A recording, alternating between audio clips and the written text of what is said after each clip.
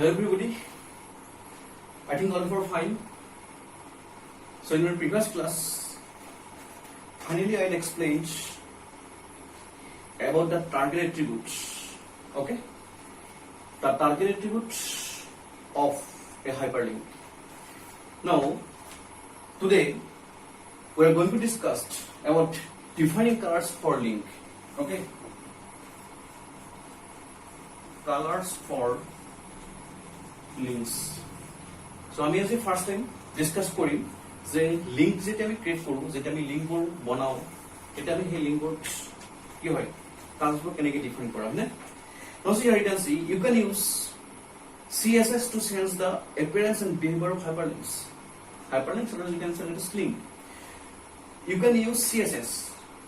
CSS means, what does it stands for? CSS means what? Cascading Style Sheet. Is it clear? Cascading Style Sheet. That is the full form of CSS. Cascading Style Sheet. Okay. So when you are in your book, you can see you can use CSS to sense the appearance and the behavior of the hyperlinks.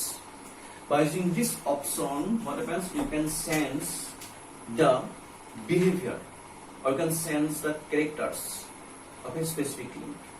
Okay, to sense the characters or to sense the behavior or to sense the properties of a specific link, we can use one option. The name of the option is what? CSS, that means Cascading Style Sheet.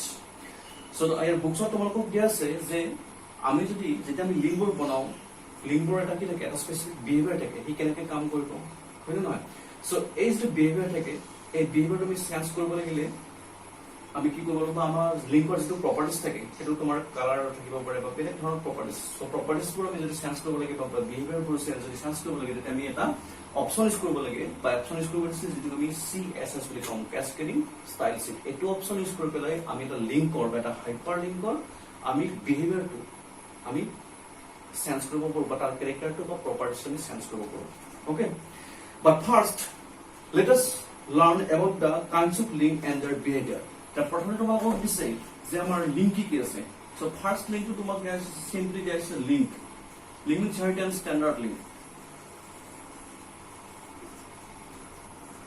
Okay, standard link here you can see this specifies a link that has not been visited yet. The default color of this link is blue.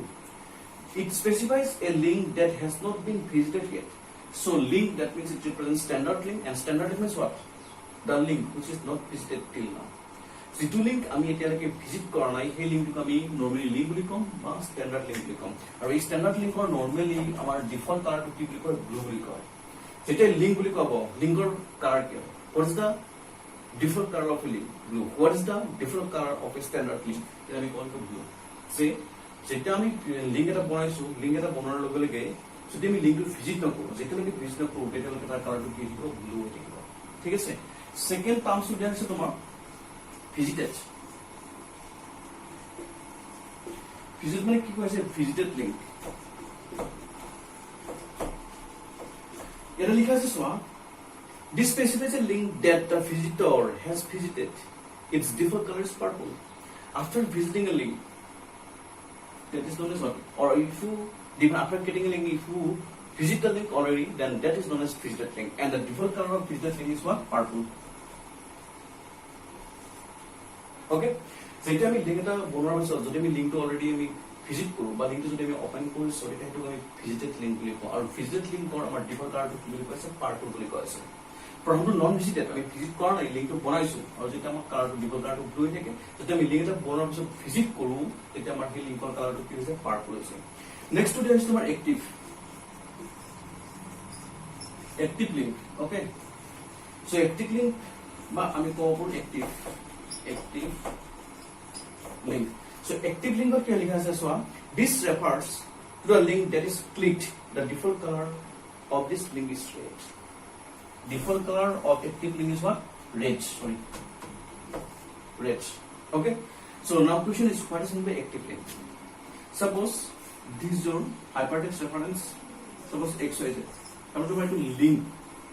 Okay, এই ৱৰ্ডটো আমাৰ link কৰা আছে যেতিয়া আমি এই ৱৰ্ডটো click কৰিম click কৰাৰ লগে লগে কিন্তু কি বুলি কয় এক্টিভ বুলি কয় যেটা মিন্স লিংকটোৰ ওপৰত আমি বা হাইপাৰটেক্সট ৰেফাৰেন্সটোৰ ওপৰত যেতিয়া আমি ক্লিক কৰিম ক্লিক কৰাৰ লগে লগে লিংকটো আমাৰ এক্টিভেট হয় যেতিয়ালৈকে আমি এইটো ক্লিক নকৰোঁ তেতিয়ালৈকে সেইটো এক্টিভেট নহয় লিংকটো কেতিয়া এক্টিভ হ'ব যেতিয়া আমাৰ মাউছ পইণ্টাৰটো নি পেলাই ইয়াৰ ওপৰত ৰাখি পেলাই যদি ক্লিক কৰিম ক্লিক কৰাৰ লগে লগে এই লিংকটো এক্টিভেট হ'ব অৰ্থাৎ এইটোৰ লগত যিটো পেজ কানেক্ট হৈছে সেই পেজটো খোলা যাব আৰু এইটোকে কি বুলি কয় এক্টিভ লিংক বুলি কয় সেইকাৰণে লিখা আছে this refers to the link that is clicked আমি যদি ক্লিক কৰিম কৰাৰ লগে লগে লিংকটো এক্টিভেট হয় আৰু এক্টিভ লিংক ডিফল্ট কালাৰটো কি বুলি কয় ৰেড এই বস্তুবোৰ মনত ৰাখিব ব্লু কালাৰ পাৰ্পল কেতিয়া হয় ৰেড কেতিয়া হয় না স্ট্যান্ডার্ড লিংক হলে ব্লু তারপর তোমার ভিজিটেড লিংক হলে পার্পল আর যদি অ্যাক্টিভ লিংক হয় তাহলে তার কালার রেড নেক্সট নাম্বারটো দিয়া আছে হোভার ইটস অফ হিয়ার না হোভার এটা ঠিক আছে a link that appears when the user moves the mouse over it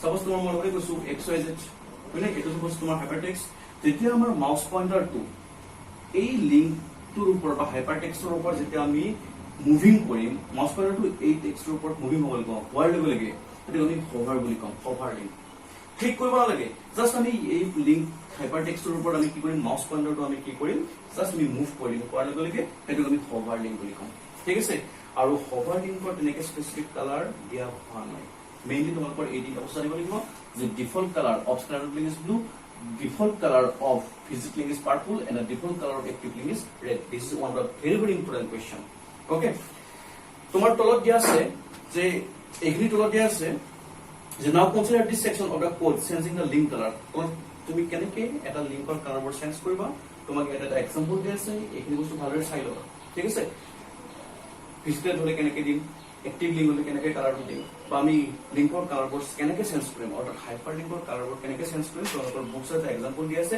page number 77 ত এই এক্সাম্পলটো এবাৰ চাই লবা ঠিক আছে আৰু এই এক্সাম্পলটো আমি মনত ৰাখিব লাগিব কাৰণ তোমাক কোৱেশ্চন দিব পাৰে ন যে কালাৰবোৰ আমি চেঞ্জ কৰিব লাগে বা লিংকৰ কালাৰটো চেঞ্জ কৰা পাৰ্পল দিব লাগে ৰেড দিব লাগে মানে নহয় বা এক্টিভ লিংক কৰিব লাগে স্ট্যান্ডার্ড লিংক বনাব লাগে সো এইখানে তোমাকে তো বস্তু চাই লবা ঠিক আছে যেটা আমি অফলাইন ক্লাস হ'ব তেতিয়া আমি প্ৰ্যাকটিক্যালি কামবোৰ কৰিম আৰু যদি তোমালোকৰ ঘৰ যদি তোমালোকৰ ডেস্কটপ ল্যাপটপ বা ডেস্কটপ আছে তেতিয়ালৈকে তোমালোকে ঘৰত কামবোৰ কৰি চাবা ঠিক আছে প্ৰ্যাকটিক্যালি কৰি চাবা নাথাকিলে আমি আমাৰ অফলাইন ক্লাস পাতিলে আমি এইবোৰ কৰিম প্ৰ্যাকটিক্যালি ঠিক আছে সো ইয়াৰ পিছত থাকিব আমাৰ creating N email link okay